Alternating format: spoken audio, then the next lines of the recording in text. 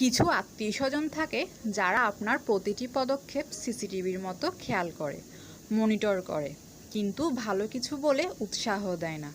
আপনি ভালো কিছু করলে তারা প্রশংসা তো করবেই না, বরং মুখ গম্ভীর করে ফেলবে, চোখ ফিরিয়ে নেবে বা এমন ভাব দেখাবে যেন কিছুই হয়নি। কেন জানেন?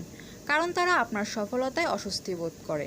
আপনি হয়তো এখনও পুরোপুরি সাফল্য অর্জন করতে পারেননি, কিন্তু আপনি চেষ্টা করেছেন, এগিয়ে যাচ্ছেন, নিজের স্বপ্ন পূরণের পথে সাহস করে হাঁটছেন। আর এটাই তাদের অস্বস্তির কারণ, তাদেরকে অস্থির করে তোলে, কারণ তারা আপনাকে আগের জায়গায় আটকে থাকতে দেখতে চেয়েছিল। যখন আপনি ভাঙতে থাকেন সেই সীমা, তাদের নিরাপত্তাহীনতা বেড়ে যায়। তারা বুঝতে পারে আপনি এমন কিছু করে ফেলছেন যা তারা ভাবতেও সাহস করেনি। এটাই সাফল্যের নীরব প্রমাণ। তাই যদি কখনো আত্মীয়রা হঠাৎ বদলে যায়, আড্ডায় চুপ মেরে যায়, আপনার কথা এড়িয়ে যায়, বা আপনার সামাজিক পোস্টে একটাও রিয়াক্ট না দেয়, তখন মনে মনে হাসুন, কারণ আপনি ঠিক পথেই আছেন। আপনার উত্থান কারোর অস্বস্তির কারণ হলে সেটা প্রমাণ করে আপনি নিজের সীমানা ছাড়িয়ে যাচ্ছেন।